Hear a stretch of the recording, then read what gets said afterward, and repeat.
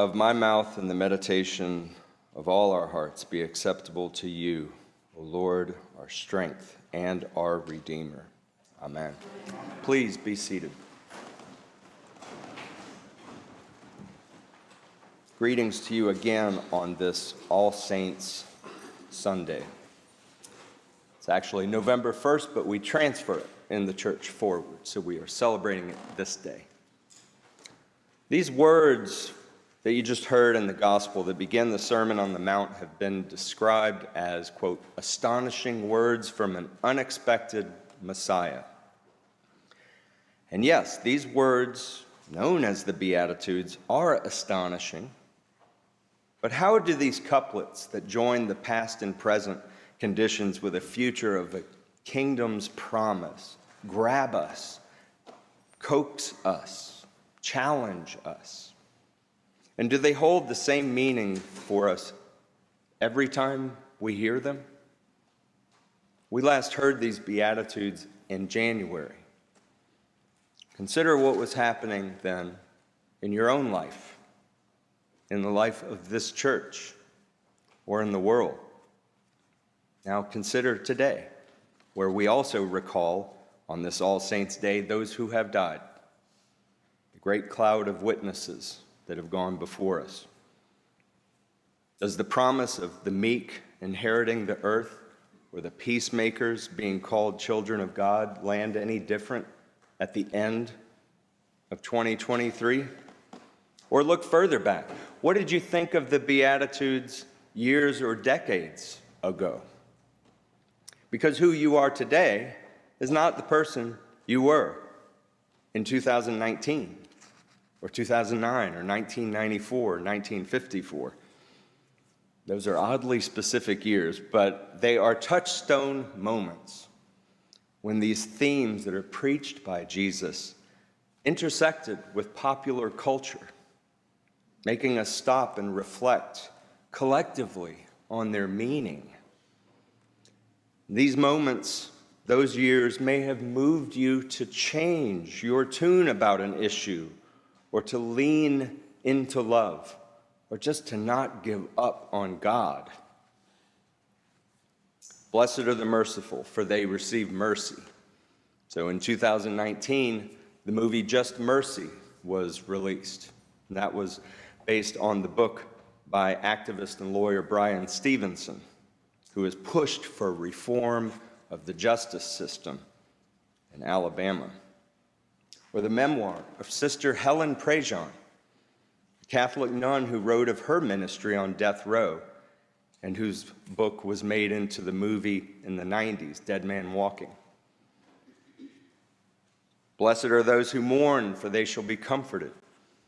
In 2009, there was the animated movie Up, about the walking the mourner's path of grief after losing a spouse. And a couple years before that, the movie The Pursuit of Happiness was released, based on the memoir of a man who was homeless for a year. And blessed are the meek, for they shall inherit the earth. In 1986, a man from Mobile, Alabama, took 6 weeks to write a novel after he heard the story from his father about this differently abled boy he knew as a child that defied all the odds stacked against him. And that novel was made into a movie in 1994 that became a cultural phenomenon, Forrest Gump. Or 1954, with Terry Malloy and Father Barry, who say, blessed are they who hunger and thirst for righteousness, for they will be filled. Marlon Brando's portrayal of a fighter seeking redemption and on the waterfront, finding the courage to stand up for what he believes. And it would be negligence on my part to omit that of Atticus Finch, his attempt to stem the tide of racism within an imperfect justice system. I've left out many examples, I know. But then there's the real world. The people like Martin Luther King Jr., Desmond Tutu, or the martyrs that are now venerated as saints. men and women through the ages, all the way to the people that put their own lives at risk today, handing out water to immigrants that are crossing the Sonoran Desert, who are simply searching for safety and solace. The people in Jesus' time were hungry for these words of manna from heaven. And they were thirsty for support from the great advocate, the Paraclete. And they got it all right. But it was wrapped in a challenge to see the world and to see others differently. And that challenge is before us today, my friends. But we live in a postmodern society. We learn from experience, not just being told to do something. But I wonder how much of our experiences help us become better Christians. Does the world really celebrate the meek?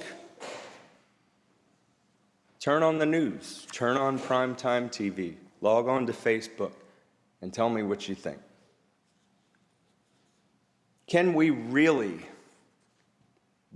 commit to the work of mercy and of being peacemakers? Because that work will require us to see the world afresh. Do the Beatitudes move us to change the world in our day? Yeah, but the world is so big and I'm so small.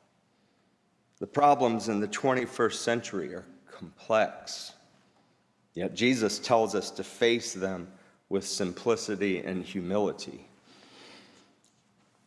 But if each one of us did our part, participated in the human race by making a simple change in response to just one of these Beatitudes, we could turn the whole world inside out and upside down. Every one of the people we remember today, that are saints or otherwise, tried to do that. Just one thing on their part, on your part, keeps that motion going for everyone. And when we do our part, the lessons of the Beatitudes are actually seen in a new light. They will inspire us to open our eyes even further to what we can do to alleviate suffering.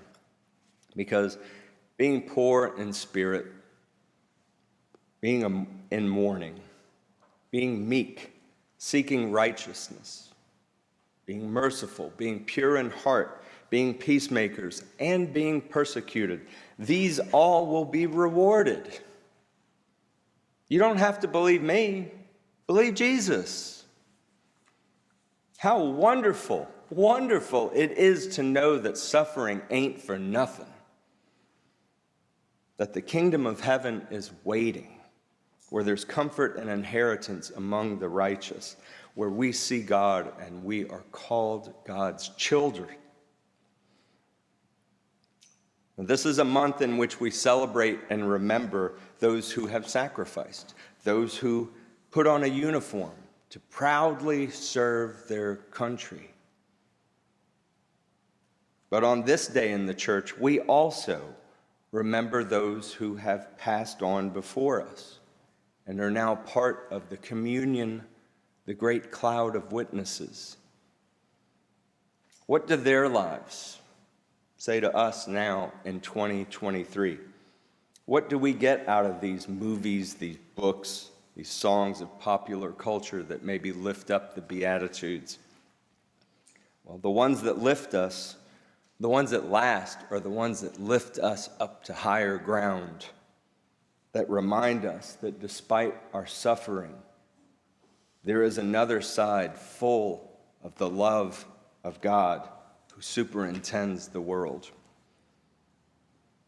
So as we celebrate All Saints' Day, let us remember the people who sacrificed their lives for God, but also let us remember the every man, the every woman, the every child who still speak to us. Those made in the image of God, and part of that vision that was laid out so long ago in those Beatitudes. Those who were made manifest in the Revelation, where God wipes every tear from the eyes of this great cloud of witnesses who have gone before us. Thanks be to God indeed. Amen.